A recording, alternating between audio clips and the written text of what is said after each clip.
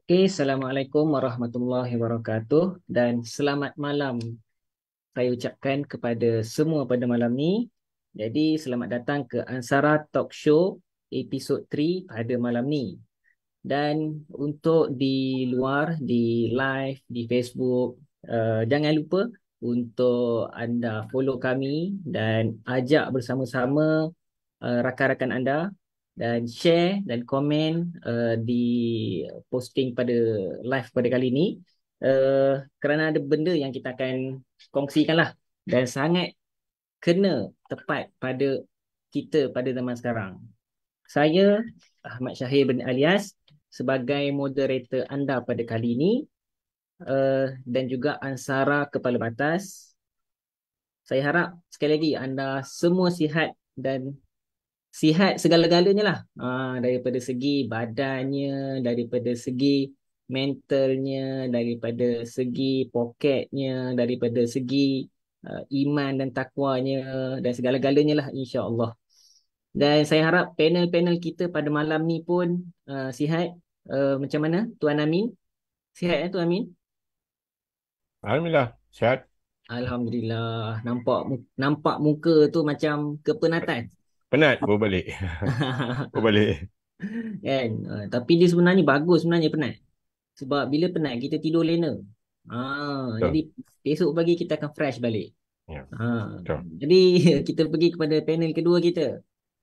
Prof Madia, Dr. Baharom Abdul Hamid. Macam sihat Prof? Alhamdulillah. Alhamdulillah. Jadi panel kita pun sihat. Alhamdulillah. Saya pun Alhamdulillah sihat. Dan sebenarnya sihat, tak sihat pun insya-Allah kita kena kita kena Alhamdulillah juga ya. Sihatkan juga diri kita. Um, Jadi kalau kita lihatlah dalam kehidupan kita sebagai basic human being, nak tak nak hidup ni akan adanya ujian, kan? Maksudnya saudara kita di Turki, kan, di Turki, di apa ya, di Syria, mereka pun ada ujian mereka. Dan kita di Malaysia pun saya yakin ada ujian kita. Bermaksud semua manusia akan ada ujian. Dan akan adalah solusi yang akan dicadangkan baik daripada diri sendiri, masyarakat, dan juga negeri maupun kerajaan itu sendiri. Jadi kalau kita tengok um, apa yang uh, pada kalau kita tengok lah, ni ada satu petikan akhbar lah, pada 31 Januari 2023, uh, satu program yang dinamakan Menu Rahmah telah dilancarkan. Tujuannya adalah untuk membantu golongan yang berpendapatan rendah, maksudnya daripada segi makanan mereka lah, di kedai dan sebagainya. Dan program ini telah disempurnakan oleh Menteri Perdagangan Dalam Negeri, oleh dan juga Kos Sari Hidup Datuk Seri Salahuddin Ayub. Jadi kalau kita tengok ya, uh, kalau kita tengok apa yang saya dapat feedback lah untuk menu rahmah ni, maksudnya cuba untuk satu menu adanya makanan seimbang, adanya nasi, adanya sumber protein, adanya sumber inilah vitamin dan sebagainya dalam satu hidangan dan diletakkan RM5. Jadi hmm, untuk pada malam ni kita bersamalah dengan seorang usahawan, dan juga seorang juga usahawan juga, tapi lebih kepada academician lah, maksudnya daripada segi ekonomis. Saya perkenalkan panel kita yang pertama, iaitu Tuan Amin Jamadi. Betul Tuan? Terus. Oh, jadi sebab kalau situ di Amin J tu. Itu nama glamour. Nama glamour Nama glamour. nama glamour ya. MRSM Kuantan pada 80 batch 1985. Ya, betul. Betul graduate California State University of Sacramento. Sacramento Ah, in business finance. ya, betul. do a lot of business daripada sport events, management to e-commerce, dan juga menceburi dalam F&B business, Pink Corner Cafe dekat Ipoh. Masih ada Itu ke? ada lah, itu first Tak ada pada 80-an. 90-an lah. 90-an. Dan currently the founder and owner of Makan Bus Cafe at River of Life KL since 2020. So seorang businessman lah, saya boleh katakan di sini lah. Ya. Dan panel kita yang kedua, yang hebat orangnya, iaitu Associate Prof. Dr. Baharom, lead researcher applied at the Center Excellence in Islamic Science, Social Science, INCEIF University, under Bank Negara Malaysia. Betul Prof? Vice President at the Asia Pacific Applied Economics Association, kemudian Senior Economic, adalah di beberapa, memang banyak lah kalau saya tengok sini. Vice President pun saya tengok ada 2-3 tempat. Dan juga menghadiri beberapa conference, termasuklah World Halal Conference pada 2017 dan 2018. So, sekali lagi lah selamat datang Prof. Sama-sama. Okey. Jadi apa yang saya ceritakan tadi lah mengenai tentang menu rahmah. Menu rahmah. Jadi ada, kalau kita tengok lah ni kita pergi kepada usahawan kita. Panel nombor 1 kita. Tuan Ami ni bagaimana Tuan sebagai pengusaha dan juga owner bisnes, bagaimana impak positif ataupun negatif yang terkesan lah kepada business owner. Jadi silakan Tuan.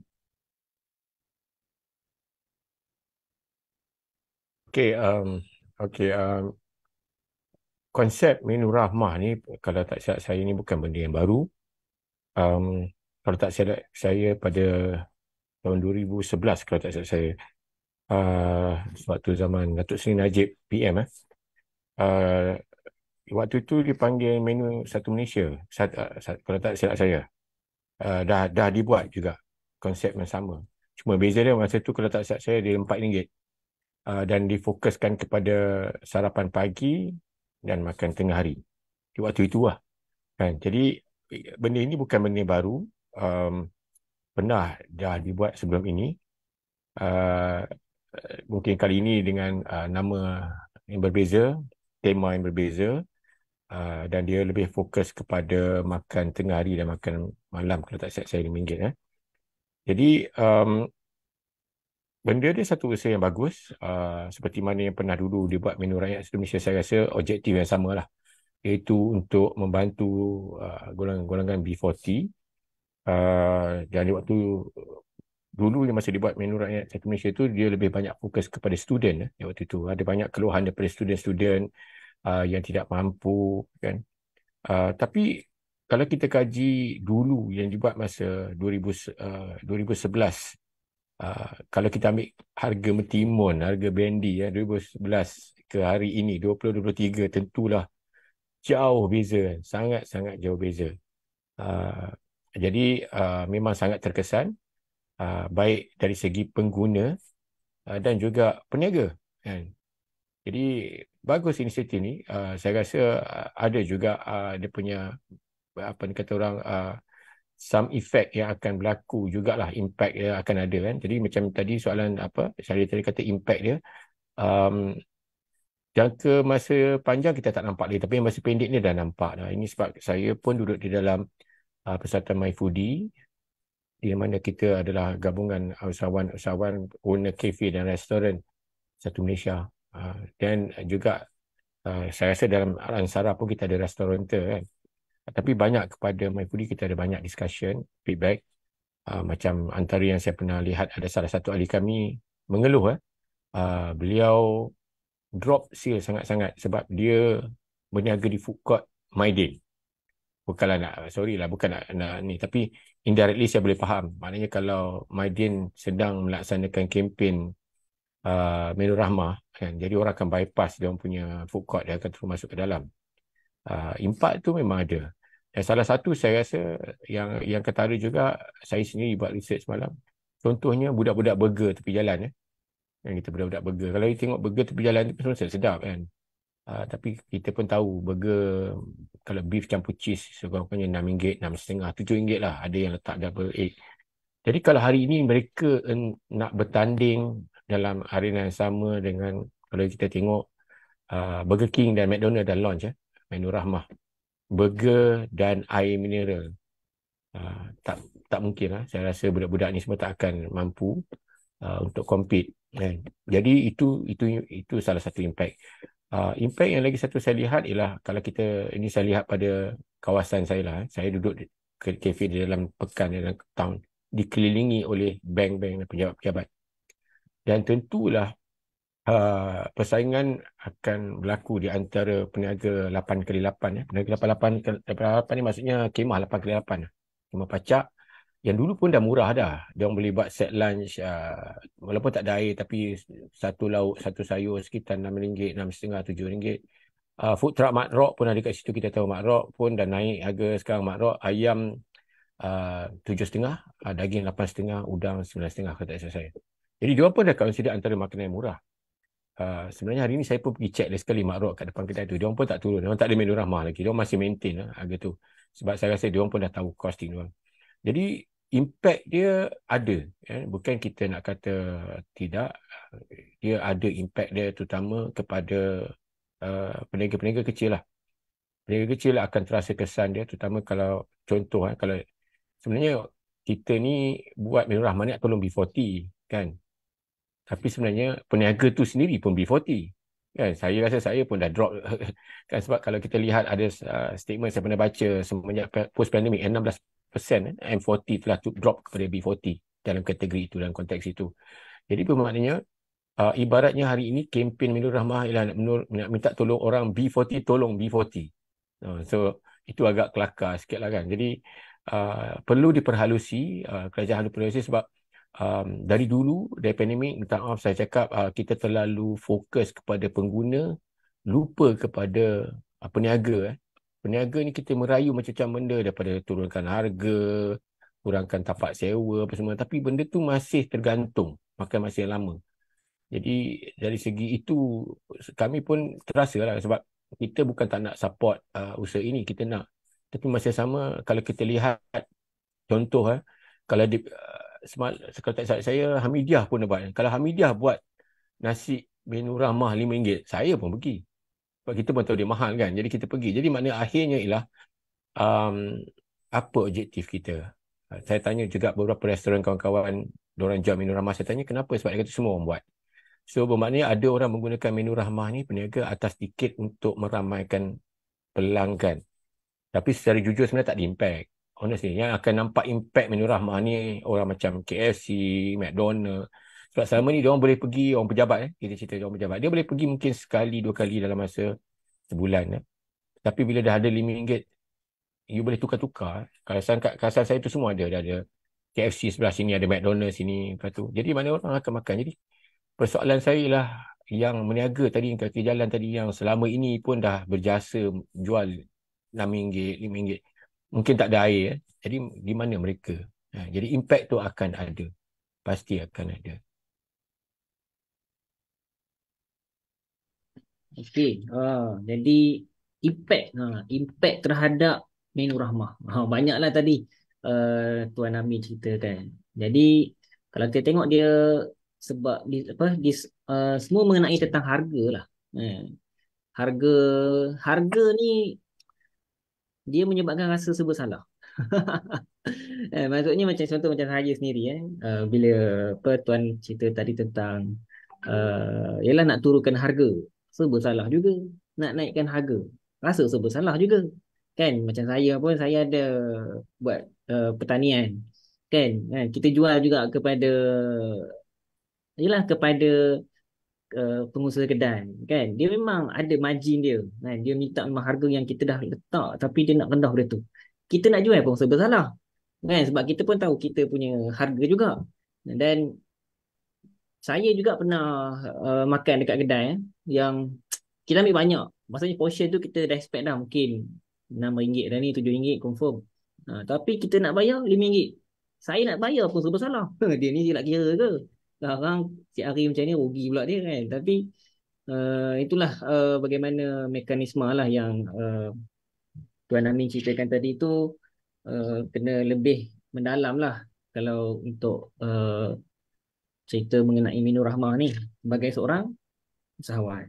Okey, kita pergi pula kepada panel kita yang kedua. Bagaimana Minur Rahmah ni daripada segi konsep, keperluan dan juga impak sebagai seorang ekonomis, ahli ekonomi. Jadi silakan Prof. Okey, terima kasih Syahir. Pertama sekali, saya faham keluhan daripada Tuan Amin. Kita faham keluhan tu. Jadi kita buka bicara hari ni, membincangkan Menur Rahmah ni tanpa membawa politik ke dalam perbincangan kita. Maksudnya kita tak ada bendera merah, biru, hijau, kuning, roket, bulan, apa sajalah. Semua kita tolak ke tepi. So pertama sekali kita tengok kenapa Menur Rahmah itu diperkenalkan.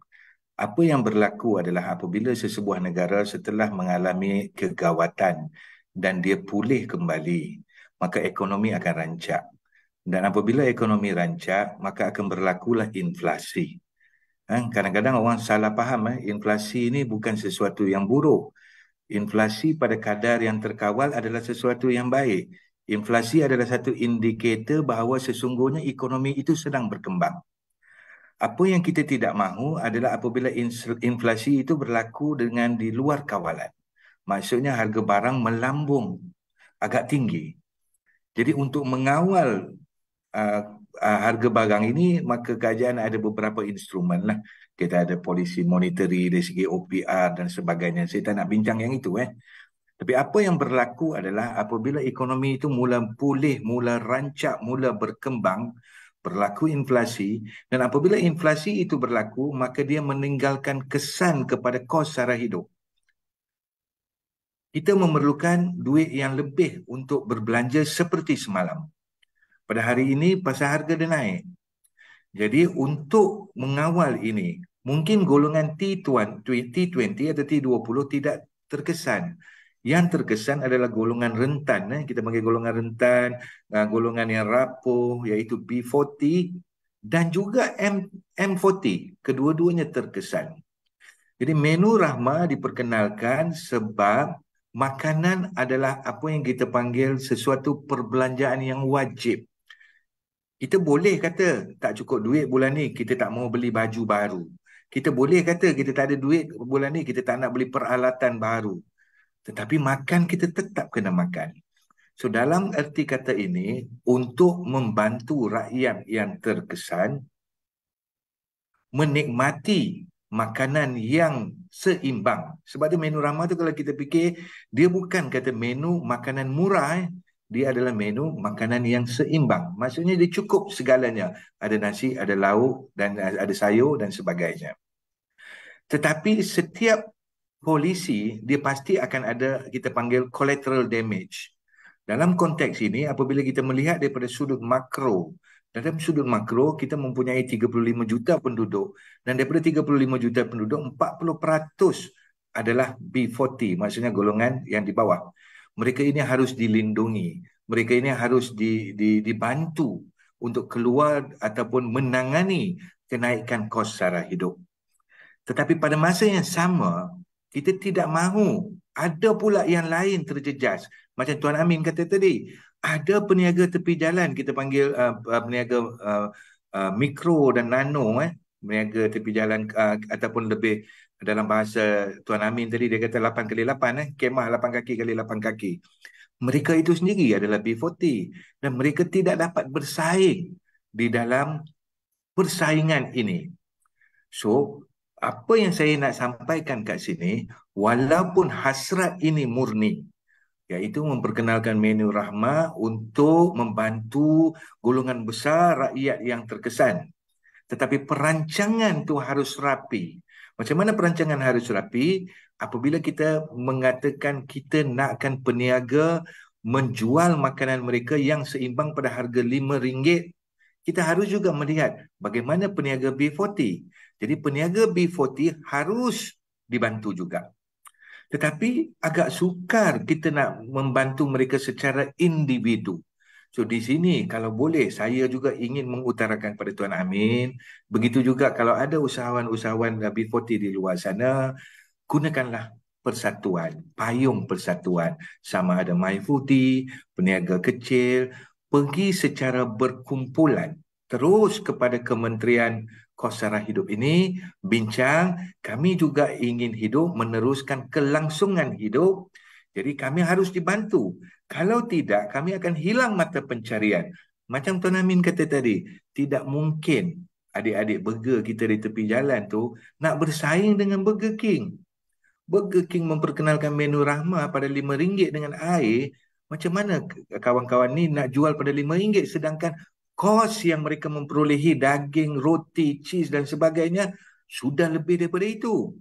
So di sini harus dipikirkan jalan di dalam kita membantu rakyat keseluruhan, meringankan kos sara hidup mereka, kita jangan lupa ada golongan peniaga yang juga B40 yang terlibat dalam penawaran. Sebab kita tengok permintaan kat sini kan, yang penawaran. Tapi itu saya kata, kalau penawaran ini, kalau mereka peniaga, usahawan dan semuanya bergerak di bawah satu payung, sama ada persatuan, kesatuan, kelab atau apa saja, terus hubungi dan berhubung dengan pihak kementerian agar bantuan bersasar terus dapat diberikan. Sebagai contoh, macam Tuan Amin kata tadi, kalau kata di-wavekan sewa untuk satu tempoh atau diberi bantuan bersasar, tapi kita tak boleh bagi bantuan pukal. Jadi bila kita buat macam itu, baru kita win-win situation. Kalau tidak, maka kita akan ada satu collateral damage ataupun kerosakan yang tidak diniatkan. Jadi secara keseluruhan, menu rahmah konsepnya membantu rakyat. Membantu rakyat yang mana? Membantu rakyat yang terkesan. Terkesan dari apa? Terkesan dari inflasi. Terkesan daripada kos sara hidup yang naik. Tetapi ada yang boleh dibaiki, ditambah baik. So insya-Allah saya rasa Ansara juga boleh mainkan platform, menggunakan platform ini. Saya rasa ada restoran-restoran Ansara, di mana ada restoran yang berpayung atau bernaung di bawah Ansara, utarakan ini terus kepada pihak berwajib bagaimana mereka ini boleh dibantu. Kalau lebih baik, bagaimana mereka boleh dibantu oleh Majlis Amanah Rakyat, yang mana kalau ada peniaga-peniaga ini yang boleh dibantu secara berasingan dan bantuan bersasar. InsyaAllah. Saya berhenti kat situ dulu, Syahid. Okay, baik Prof. Terima kasih Prof atas pencerahan mengenai uh, konsep, mengenai apa yang ialah difahami ya sebagai seorang uh, panggil apa ya penganalisis ekonomi. Sebab inilah ekonomi ni dia nampak secara keseluruhan apa yang berlaku. Itu yang kadang-kadang kita kena tahu jugalah pencerahannya daripada seorang penganalisis ekonomi. Jadi kalau kita tengok juga banyaklah tadi Prof terangkan dan kongsikan kepada kita daripada segi bagaimana peranan uh, peniaganya, peranan government juga, peranan persatuan dan juga uh, apa yang kita concernkan lah kepada sebab apanya adanya minur rahmah ni, punca adanya kenapa. Uh, jadi kita terus kepada panel kita, kita panel kita yang pertama lah setelah diperkenalkanlah dan juga perjalanan mungkin lebih kurang dalam sebulan setengah ni lebih kurang 2 bulan diperkenalkan Minur Rahmah ni hampirlah mungkin apa yang mungkin boleh dilakukan lah boleh daripada Tuan Amin lah sebagai seorang usahawan dan juga mungkin sebagai persatuan juga ke persilakan.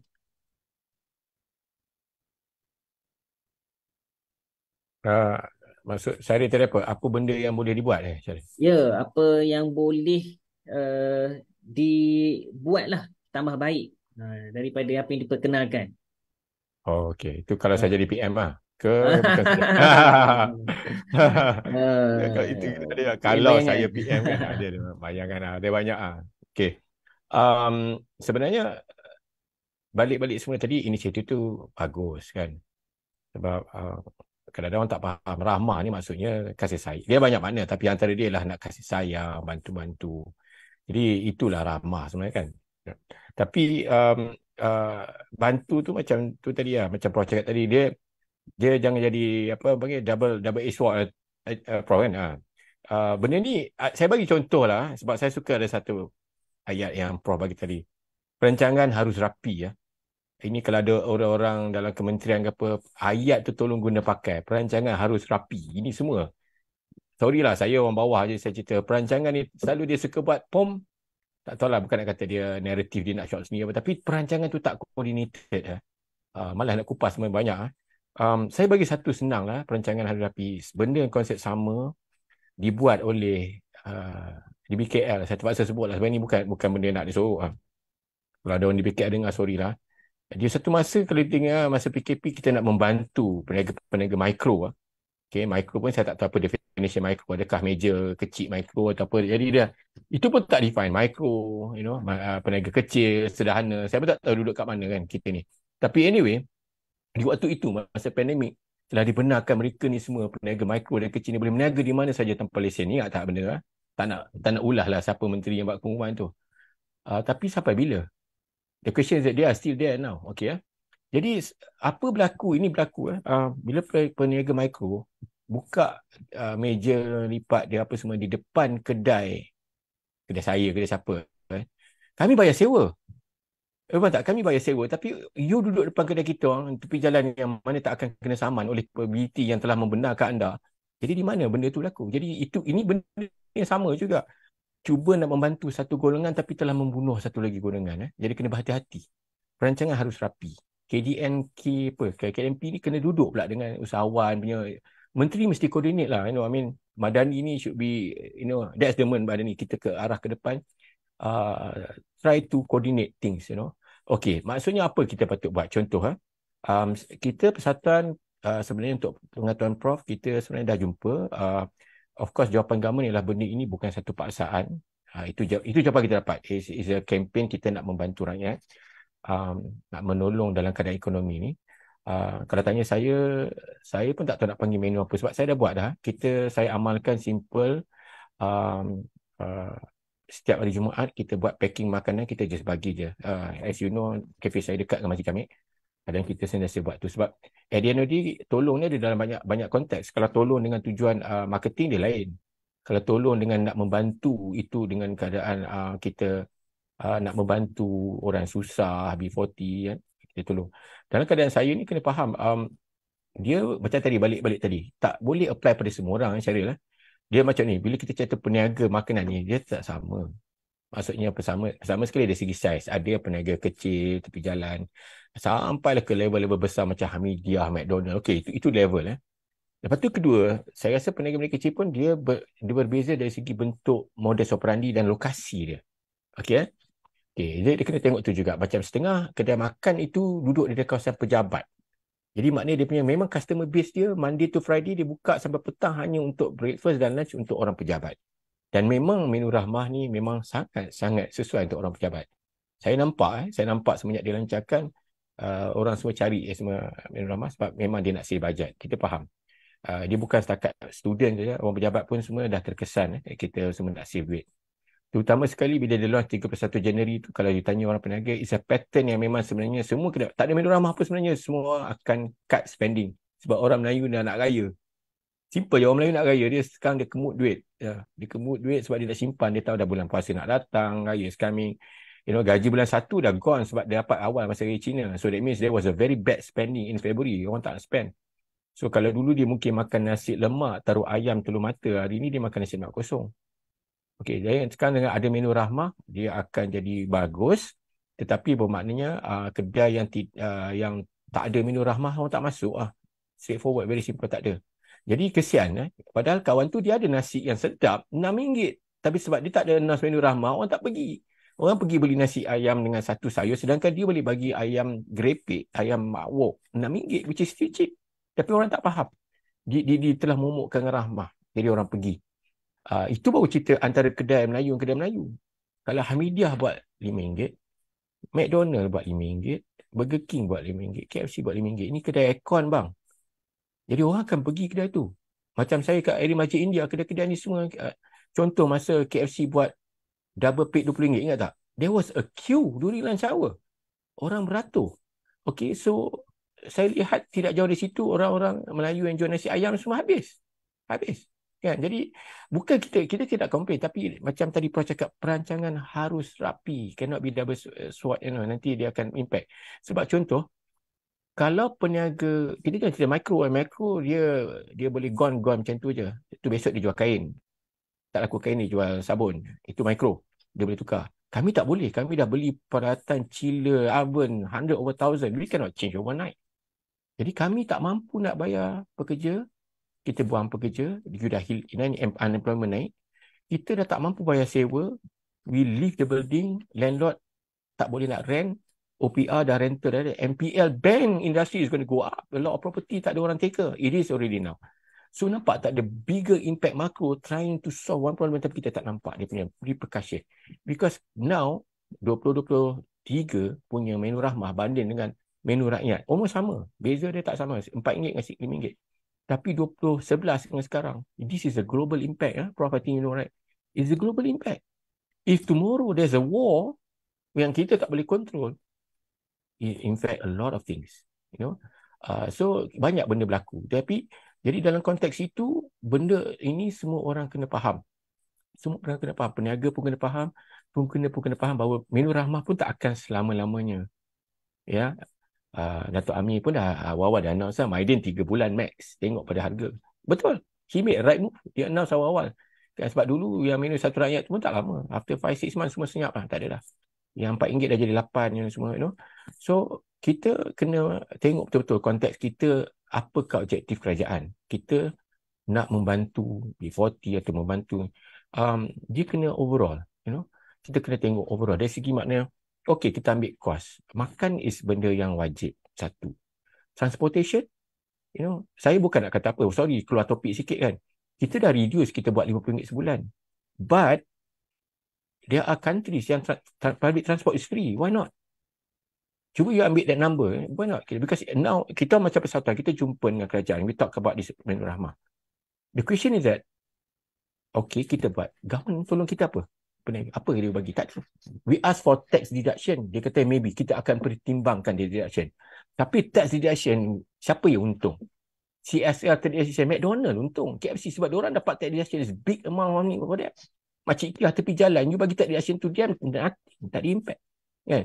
Jadi apa? Jadi salah satu idea, macam you kata tadi, penambahbaikan, saya rasa mungkin kena ada satu perancangan. Contoh macam, okay, peniaga nak buat menu rahmah, let it be proper. Maksudnya jangan, siapa nak join. RM15,000 dah, kalau RM16,000 dah join. Itu satu. Tak ada pemantauan menu rahmah. Okay. Kalau you pantau, have a database collect. Okay, ini peniaga-peniaga yang telah buat. Then, bila dengan database tu, you boleh dapat, okay, data about, kita boleh bagi peniaga yang ini berdaftar dengan kita, under menu rahmah boleh dapat tax deduction. Satu. Kedua, maybe government bila nak sambil masa sama kan, saya rasa Datuk Mat Sabu pun tengah buat satu solution untuk menyelesaikan masalah telur, ayam, kambing and whatever not, right? Ikan. So maybe preference should be given to peniaga-peniaga yang telah berkempen dalam menu rahmah. I don't know. Kan? Sebab contoh, kalau you jual ayam dengan satu lauk dengan nasi, you cannot compete Maidin. Sebab Maidin sendiri dah beli ayam tu secara borong. Harga dia tak sama dengan kami beli. Kita beli paling kuat pun 20-30 ekor. Maidin dia dah lah jual borong. Kalau dia tak boleh jual ayam dia, telur dia, dia boleh recycle benda tu jadi makanan. So that's different. So why not? Government think about, okay, sekarang make it a ecosystem yang work. Okay, government hari ni war-warkan menu rahmah. Saya rasa modal dia iklan je kot. Dengan menteri melawat sana sini, sorry, I have to say this. Tetapi government, kita ni, B40 punya peniaga ni nak tolong B40 tau. Tapi you bagilah kita sikit, something, allow tax deduction ataupun some sort, okay, macam beli ayam certain amount, you dapat reduction. Boleh. Okey. Itu satu. Kedua, kalau tidak dipantau, kita tahu ke semua peniaga ni jujur? Menu Rahmah yang bagi RM5 ni betul ke makanan tu sesuai atau tidak? Because jangan lupa, Malaysia negara obesiti yang paling tinggi dalam Asia Tenggara. Kita ni dalam masa kita nak tu kita apa? Nak menjimatkan benda, kita have to think into, when you talk about badan ni, it's about not about economy, it's about human being punya life. Makanan kita dah, is low grade. That we have no choice. Kalau kita peniaga, simple je. Kalau you nak, kita beli ayam low grade. You nak sayur, kita beli sayur yang grade B. Correct. But at the end of the day, di mana kita nak? Kita kena look into the context of health being, kesihatan rakyat kita kena tengok, supaya kita balance, kita nak kejarkan RM5, pada same time kita makan makanan yang tidak bagus. Bukan nak kata peniaga itu tidak bagus, tapi mesti ada yang akan ambil kesempatan. Saya dapat baca satu statement dalam internet, ada satu peniaga tu cakap dia tak sure boleh untung ke tak. Saya cakap, boleh untung dengan Menu Rahmah RM1.50. Saya fikir, kalau kedai Tom Yum tu untung RM1.50 Menu Rahmah, kenapa sebelum ni kau tak buat harga tu? Mana sebelum ni harga kau berapa? Double? So government have to pantau. So pada pendapat saya, it's good plan untuk membantu, tetapi dia kena tengok both side of it. Rancangan harus rapi. Rapi bukan setakat KDNPP. Duduk semua dengan PBT, semua kita duduk bincang and then look into it. Adakah kita dapat juga masa sama B40 punya apapun peniaga kencil ni semua tidak terjejas. Kita tak nak tengok nanti at the end of the day, saya think Prof mungkin tahu benda ni berlaku. Kita tolong in the end, okay, kita ada Menu Rahmah 3 bulan, tak payah jauh, 3 bulan. Peniaga kecil ni dia tak lama, sebulan, 3 bulan, 2 bulan dia mati lah. McDonald dia boleh tahan setahun lagi. Peniaga tepi jalan burger ni tengok, sebulan dia tak boleh cover cost dia, caw lah. Dia jadi rider. Serious, you must know on ground. Government must look into the ground, small little things. So kalau kita buat 6 bulan Menu Rahmah, tidak ada pantauan, at the end of the day nanti tengok Menu Rahmah yang still ongoing is KFC, McDonald, Burger King tu je. Lepas tu, bila kita sekali dah muak makan benda fast food, kita pergi balik kedai Kak Kia apa semua, kedai tu dah tak ada dah. Habis, gone. Kedai tu dah tutup dah. Kakak tu tak boleh survive. So, pada saya, it has to have a system. Jangan just tiba hari ni, wawa, Menteri wawa, 16,000 kedai ada Menu Rahmah. Okay, so, do you pantau them? That have to be done carefully. Okay, itu saja. Okay. So, banyak cadangan yang sebagai pengusaha directly. Saya tengok ni, yalah, kalau pengusaha ni dia praktikal, maksudnya memang apa yang langsung boleh dibuat. Tapi yalah, sekali lagi kan, government kadang-kadang penganalisis ekonomi dia nampak benda lain. So kita akan tengok pula bagaimana daripada segi kelestarian ataupun sustainability, apa yang ada ceritakan tadi, mungkin maksimum 3 bulan, 4 bulan. Sebagaimana yang sebelum ni pun, untuk bertahanlah Menu Rahmah ni. Macam mana, Prof? Okey, Syed, terima kasih. Macam saya kata tadi, apa yang Tuan Amin cakap tadi, dia adalah pengalaman sendiri. Dia bukannya dia dengar daripada orang, bukannya dia assume. So something that needs to be taken into consideration. So balik kepada kelestarian. Kelestarian ni kita kena tengok daripada dua sudut. Kelestarian pengguna dan juga kelestarian peniaga.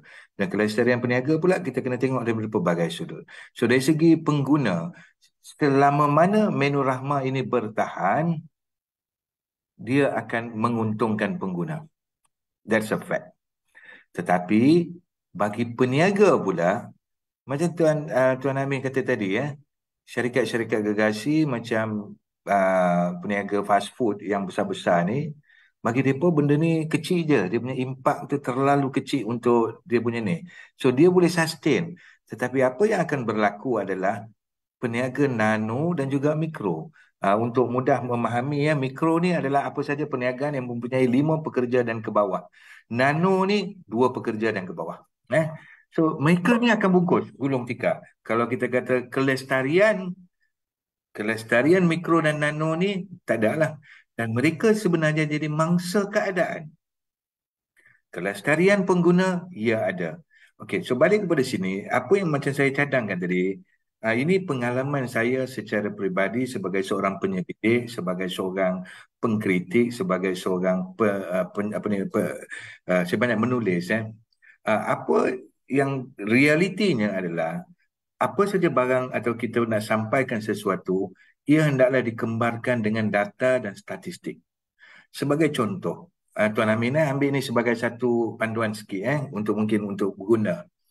Apabila persatuan pergi kepada kementerian dan mengatakan, oh kami ada 10,000 ahli, kami perlu bantuan, dia kurang berkesan. Tetapi kalau dilakukan dengan sebaliknya, kami ada 10,000 ahli yang menyediakan ruang pekerjaan sebanyak ini. Dan jika ini berlaku, dia akan memberikan impak kerugian sebanyak ini. Dan kami daya tahan hanya 2 ke 3 bulan. Dan jika berterusan, maka ini akan menyebabkan satu, kebanyakan peniaga akan gulung tikar. Dan ingat, kebanyakan peniaga-peniaga kecil, mikro dan nano adalah peniaga kecil Bumi Putra.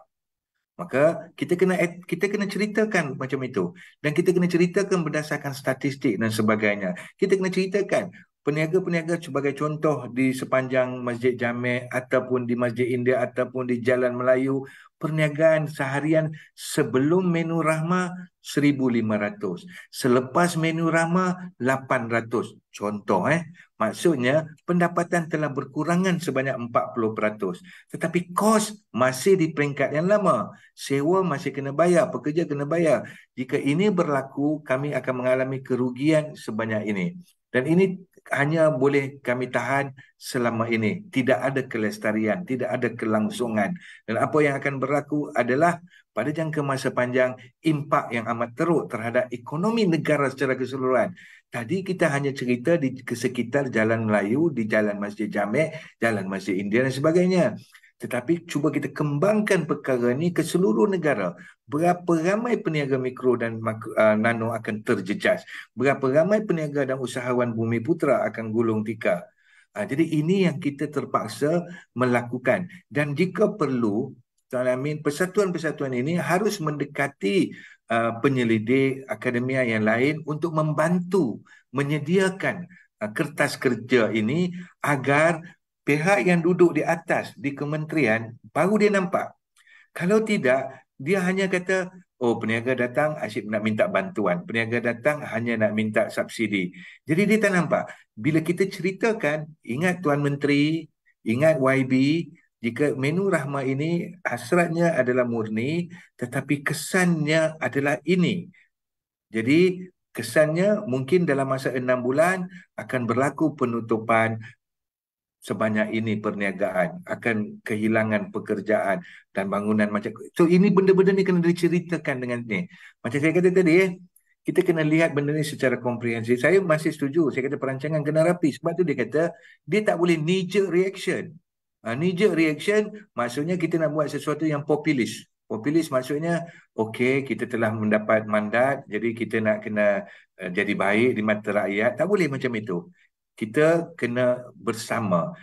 Maksudnya, sebarang keputusan nak diambil, dia kena melibatkan kesemua pemegang taruh. Bila kita kata pemegang taruh, siapa dia? Peniaga, pengguna, semua sekali. Pemborong, peruncit yang supply makan, semua sekali. Tuan punya bangunan. Ingat, tuan punya bangunan juga ada kepentingan. Kalau kata semua tutup restoran, tuan punya bangunan akan hilang mata pencarian dia. Secara umum, menu rahmah baik. Namun, ada banyak ruang penambahbaikan. Sekarang, setelah menu rahmah ini berjalan, setelah dilihat, maka fasa sekarang adalah fasa di mana kita harus melakukan sedikit penyelidikan. Penyelidikan apa? Apakah benar menu rahmah itu diberikan secara apa yang dijanjikan? Macam Tuan Amin kata tadi, jangan sekadar gimmick untuk melariskan. Yang kedua, adakah kualitinya dijaga?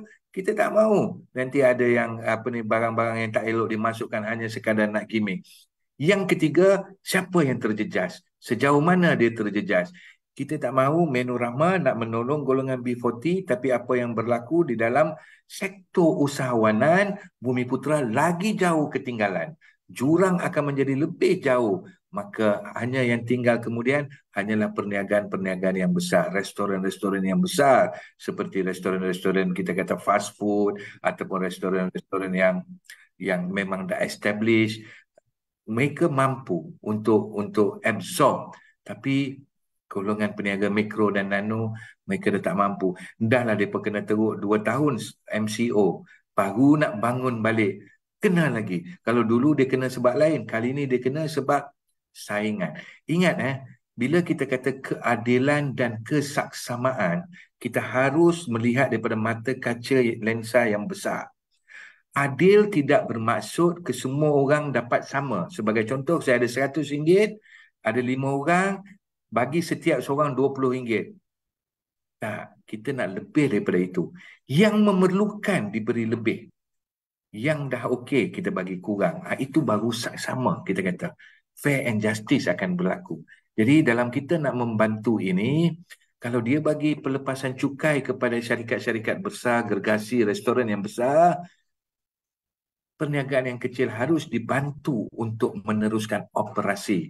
Macam saya kata tadi, tapi Tuan Amin dan juga Persatuan juga memainkan peranan. Kena melakukan satu data collection tunjuk. Saya sesungguhnya dulu berniaga sebanyak ini, perniagaan saya telah menyusut sebanyak ini. Dan demi untuk kelangsungan, saya perlu support banyak ini. Dan baru senang sikit kita nak memberi, ini yang kita panggil bantuan bersasar.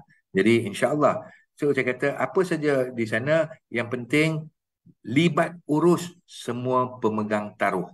Maksudnya sebarang keputusan yang nak diambil, libat urus. Bawa masuk peniaga, bawa masuk pemborong, bawa masuk pengguna, bawa masuk peruncit. Dengar dulu. Baru kita buat sebarang keputusan. At the end of the day, saya kata menu rahmah baik. Baik untuk siapa? Baik untuk pengguna. Tetapi ada collateral damage. Untuk siapa? Peniaga-peniaga kecil. Macam saya kata tadi, kita tak boleh brush off. Tuan Amin, dia adalah usahawan yang menghadapi kesulitan. Dia bukannya cerita mengenai something yang dia dengar, something yang dia percaya, bukan. So kita kena ini, kita kata Tuan Amin antara libat urus. Dan ingat, kawasan perniagaan Tuan Amin itu adalah kawasan yang strategik. Dan bayangkan jika peniaga-peniaga mikro, nano, bumi putra hapus di kawasan itu, ini akan memberikan kesan yang berpanjangan. Saya berhenti kat situ, Syahid. Okay, terima kasih Prof atas uh, bagaimana Prof explain lah kepada kami banyak peranan lah ataupun pemegang taruh dalam setiap keputusan yang kita nak decide kan.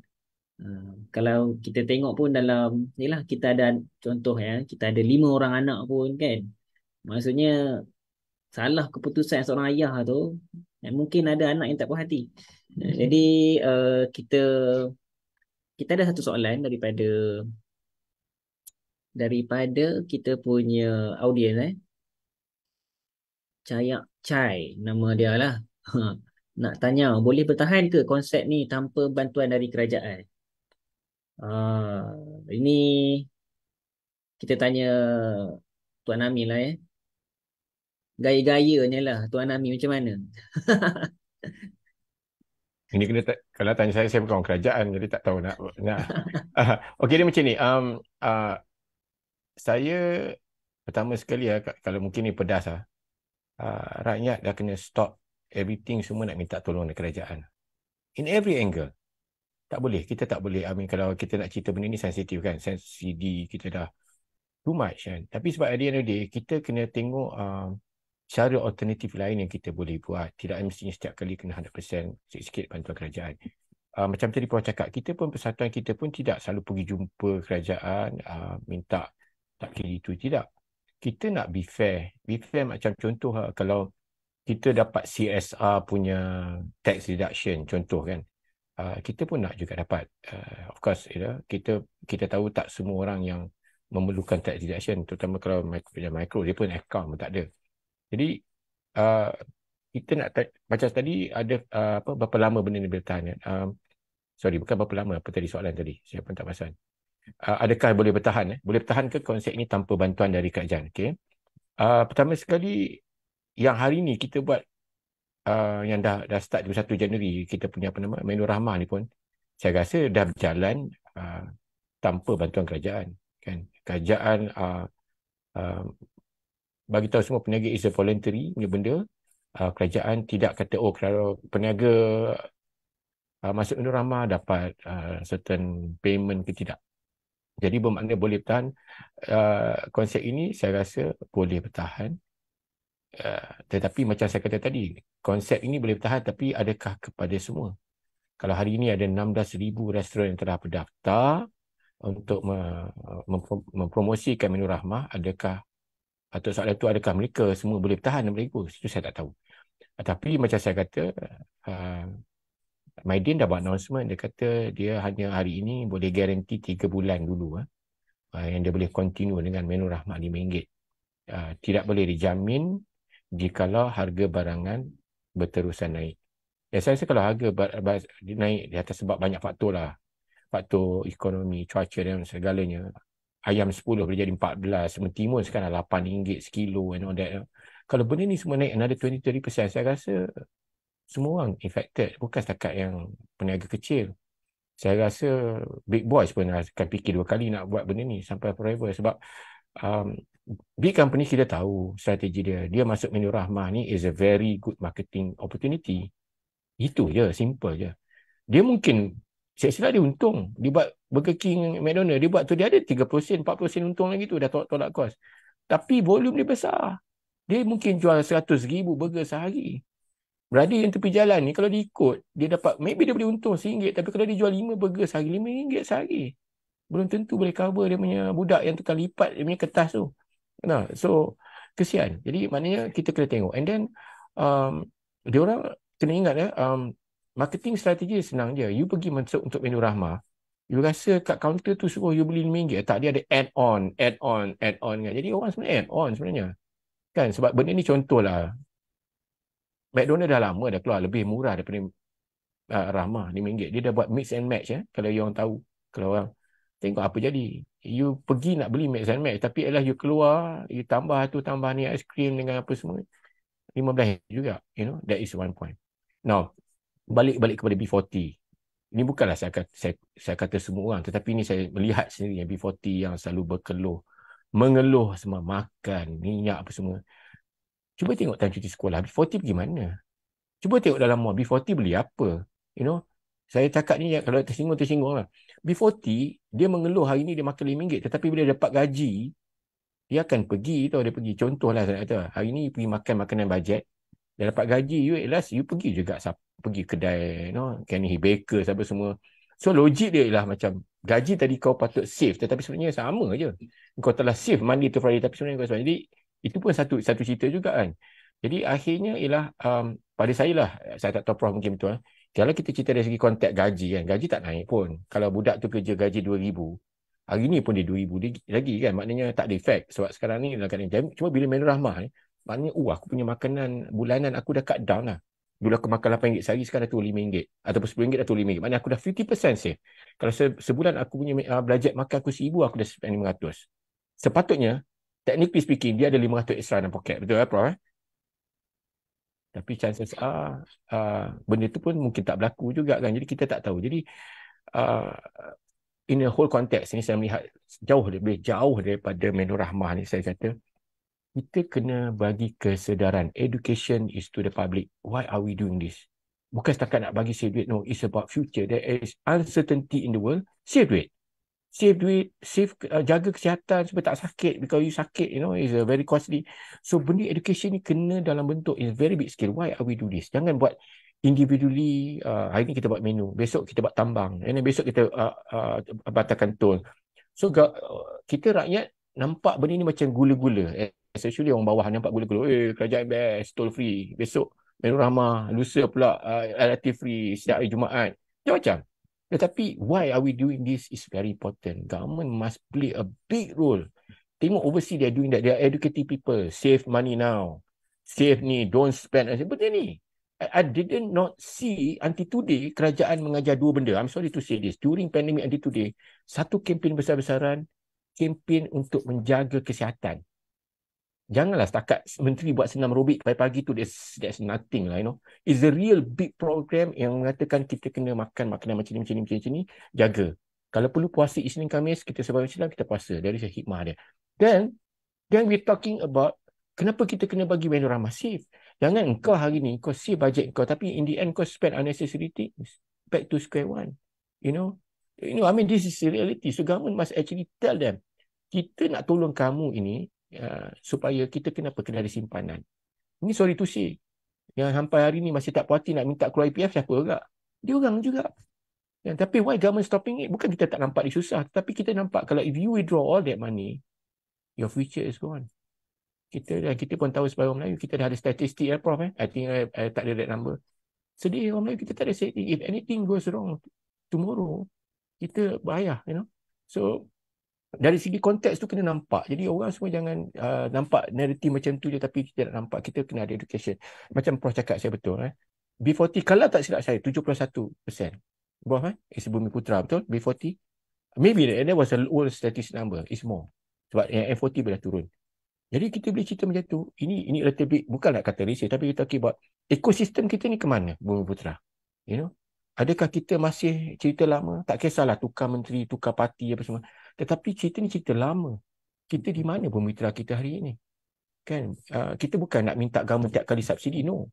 You know, like macam orang kata, you don't keep on give them fish, free fish. No, give them the rod. Betul, Bro? So the rod must be a real rod. Jangan bagi rod yang cak ayam. Rod cak ayam tu macam ni contoh. Oh, kita bagi diorang bantuan usahawan RM1,000. RM1,000. RM1,000 nak buat apa lah? Usahawan bagi RM1,000. You know, e-commerce you bagi RM20,000 grant for what? Budak buat programming gaji dah RM8,000 sebulan. So government, please, you have to really sit down. I hope this new government have a better think tank group to really look into the bigger scope. Rakyat kita ni dia excited. Dia kan bagi gula-gula tapi dia tidak nampak kan. Sebab nanti at the end of the day, dia tahu dia dah save 50% dia makan. Dia akan gunakan untuk benda lain. Tidak nampak why government is pushing this initiative is for what. Okay, Prof, minta maaf. Saya ada sikit lari tapi I think it has to be related. Menu rahmah ada hikmah dia. Kita kena faham. Okey, ni cerita sikit. Pasal saya pula tempat saya ni cerita. Tempat saya ni unik. Sebab saya, daripada dulu, saya terpaksa ada menu amah. Amah lah bagi bukan ramah. Sebab siapa? Tempat saya ni, dia ada 2 jenis kaum. Saya ada dapat turis. Ramai turis. Saya rasa mungkin tempat lain dia tak dapat seramai je. Saya yang turis. Hari-hari turis. Alhamdulillah, semenjak 1 April, bila government buka turis, kita dapat turis. Satu jenis, saya dapat turis China. Jadi turis dia tak kisah, dia spend. You know, cheesecake RM9 dia gelak. You know, dia makan minum latte RM13, nothing to them. Dia spend. That's good. Tapi at the same time, tempat saya hari-hari ada gelandangan datang. Gelandangan tak ada RM5 bang. Kau buatlah rahmah RM4, RM3 tak ada. Dan orang tak makan kadang sampai 2-3 hari. So, pada saya, benda tu dah berlaku lama dah. Kita setiap hari gelandangan datang, kita bagi makan, bagi free. Sampai ke tahap kalau dia terasa tinggi makan cheesecake, kita bagi. Sebab at the end of the day, orang Melayu kita kalau nak buat rahmah ni, dia ada naik waktu you apa. Nak buat profit kat lagi, apa tak faham. Dengan RM5 nak buat profit, just give it away. You know? Bagi sedekah. Sebab sedekah tu lebih besar dari RM5 tu. Ini I cakap jujur, I pernah. Pagi-pagi bagi kelandangan. I'm quite surprised. Hari hujan lebat. Ingat nak tutup kedai. Datang Mak Saleh, satu band datang. Spend like RM500. Allah Ta'ala tolong. So, kita kena faham. Dari segi konteks government, rahmah itu apa? Dari segi agama kita, rahmah tu ada banyak makna. Tengok berapa banyak kali. Apa kita nak buat? Nawai tu kita apa? Kalau korang nak masuk semata-mata nak terfikir, kejar lagi dengan profit margin dengan RM5, I think I would rather do nasi RM8 terus bagi sedekah RM5 tak payah. Kita dah nak masuk bulan puasa ni, I think we should focus on that. You know. So, sorry lah, sometimes I lari topik, but I think this is wider scope. Saya rasa pendengar kita pun orang Bumi Putra pun faham. Kita susah ni akhirnya kita jangan minta tolong dengan siapa. Dia akan nak budiakan nasihat yang kita minta tolong to God. You know? Bukan minta tolong government, bukan tolong persatuan. Betul. Jadi akhirnya kita pun tahu sedekah. Sedekah is one of it. So rahmah itu sedekah juga. Bagi je. Jangan kita berkira. Dan netizen pula jangan komplain nak makan RM5. And then, ada lah saya baca kelakar. Ada orang komplain dia pergi makan RM5 dia komplain. Why? You tak boleh expect RM5 makanan macam kayangan. Tak boleh. So itu pun penting. Okay, sorry. Lalu sikit Prof. Sometimes try to open up the perspective about, you know, why are we doing this. I think that netizen kena tahu. Yes. Kita buat menu rahmah untuk apa? Okay, saya tertarik tadi apa Tuan Amin ceritakan tentang education lah. Jadi kita tengok ini soalan tambahan lah sebenarnya. Walaupun kita ada je dalam ni, tapi memang saya tak tahu mungkin mana-manalah nak jawab ni. Uh, Kalau kita tengok pelajar SPM lagi 5 hari lah. Exam akan penuh, exam bertulis bagi SPM. Jadi apa nasihat kepada adik-adik kita ni yang bakal ataupun anak-anak saya bukan ni lah, kalau saya adik-adik lah anak-anak lah yang mereka yang akan keluar di MRSM, apa nasihat kepada Prof lah kepada mereka ni ya. InsyaAllah saya kata dia sebenarnya apa saja kita buat ni dalam kehidupan dia kita kena ikhlas kan. So belajar ni pun sama, kita kena belajar ni pun ikhlas. Menuntut ilmu ni fisabilillah kan. Dia fisabilillah. Um, Macam Tuan Amin kata tadi, apabila kita melakukan satu kebaikan dalam bentuk sedekah, dalam bentuk bantuan, insya-Allah Tuhan akan balas melalui banyak pintu So sama juga adik-adik yang di luar sana yang nak ambil SPM, tenang-tenangkan fikiran. InsyaAllah tanamkan niat. Tanamkan niat sesungguhnya saya nak menjadi seorang yang berjaya untuk ataupun demi membantu agama bangsa dan negara. Dan saya nak membanggakan ibu dan ayah saya. Jangan salah tanam niat kata, oh saya nak jadi apa ni, saya nak jadi sombong, saya nak tunjuk kat orang sesungguhnya saya ni genius, saya ni pandai. Itu salah konsep. Ingat, janji Allah itu pasti So tanamkan niat tu sesungguhnya nak belajar, nak cemerlang demi agama bangsa dan negara. Dan jangan over stress. Jangan besok nak exam malam ni sampai 3 pagi, 4 pagi nak baca buku ulang kaji. Jangan. Itu salah konsep Salah. Adik-adik perlukan rehat yang secukupnya hari sebelum periksa. Okey, jangan over stress. Saya doakan semuanya berjaya. Ingat, berjaya tu ada banyak faktor Berjaya ni tak semestinya bila kita mempunyai duit yang banyak. Berjaya tu tak semestinya apabila kita kerja pada jawatan yang tinggi. Keberjayaan tu datang dalam berbagai bentuk. Dan setiap bidang pengajian yang adik-adik akan bakal pilih, semua bidang pengajian itu penting. Tak kira nak jadi doktor pun bagus, nak jadi jurutera bagus, nak jadi tukang masak bagus, nak jadi farmasis bagus, semua bagus. Tak ada yang kata one thing is superior to the other. Ingat Tuhan bagi kita 5 jari kat satu tangan. Alangkan jari itu sendiri pun berbeza antara satu dengan lain. Ada yang gempal, ada yang panjang, ada yang tirus, ada yang halus. Tapi semuanya ada dia punya tanggungjawab dan tugas. Dan semua ni penting. Kalau tak ada satu ni, payah. So tak ada kata istilah doktor medical sahaja bagus, tak ada istilah kata pensyarah itu bagus, tak ada istilah kata jurutera itu bagus, tak ada istilah kata semuanya bagus, janji halal dan thayyib. So saya ucapkan adik-adik selamat berjaya. Dan saya tertarik cuma nak habiskan satu tadi. Memang Tuan Amin saya antara yang banyak fight for kemahiran kewangan harus dilakukan. Kemahiran kewangan harus dilakukan. In fact, dua minggu lepas saya ada keluar dalam Selamat Pagi Malaysia, saya kata, kalaulah TV boleh memainkan kata dadah itu berbahaya, rasuah itu berbahaya, mainkan jugalah muflis itu berbahaya, berbelanja tidak mengikut ini juga berbahaya. Dia sama bahaya dengan benda-benda lain. Kita kena didik mereka dan sebagainya. Dan insya-Allah kita doakan negara kita akan terus maju dan kita akan keluar daripada kepompong kesusahan ini tanpa ada collateral damage. Dan subsidi ini tolong jangan kita salah ertikan sebab subsidi ini saya perasan kebanyakan orang bila sebut subsidi seolah-olah satu perkataan yang tak berapa baik. Sebenarnya subsidi adalah salah satu cara kerajaan berkongsi kekayaan negara dengan rakyat. So subsidi ni tak salah Cuma kalau kita kata subsidi yang berlebihan, kalau kita nak over dependent, itu salah. Tapi kalau setakat subsidi untuk petani, subsidi untuk B40, tak salah. Ini adalah kita nak adjust balik. Kita panggil jurang pendapatan yang jauh. Subsidi ini adalah cara kita, iaitu negara, berkongsi kekayaan. Jadi kita kena jelaskan kat sini. InsyaAllah saya ucapkan selamat berjaya kepada adik-adik. Ah, Semoga tenang menjawab peperiksaan. Okey, saya. Okey, insya-Allah kan. Sebab saya risau ada yang tak minat sama belajar. Jadi kita sama-samalah remind kepada mereka untuk niat tu kerana Allah Taala.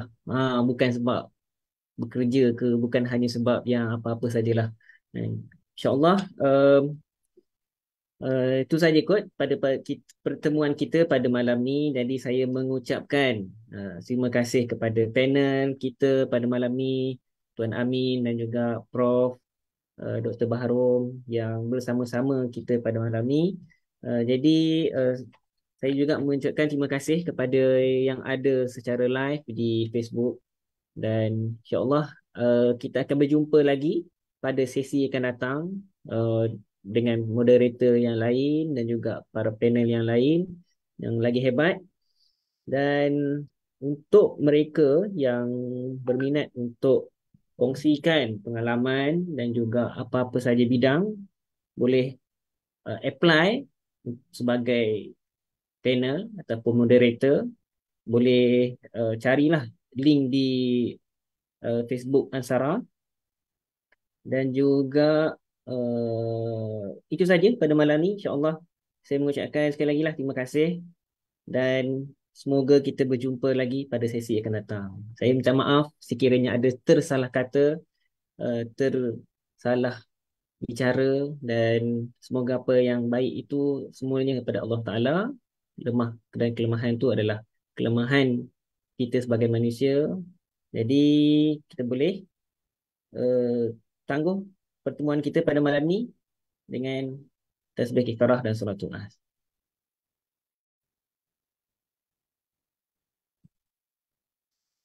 Baik, itu saja. Terima kasih banyak Prof dan juga Tuan Amin. Assalamualaikum.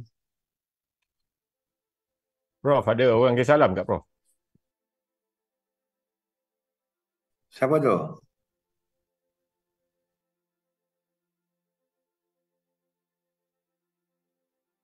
Tuan Amin kena ni buka mic. I mute. Oh, sorry. Okay, sorry Prof. Ah, Ha. apa nama Mandot? Saya habis. Oh, okey, okey.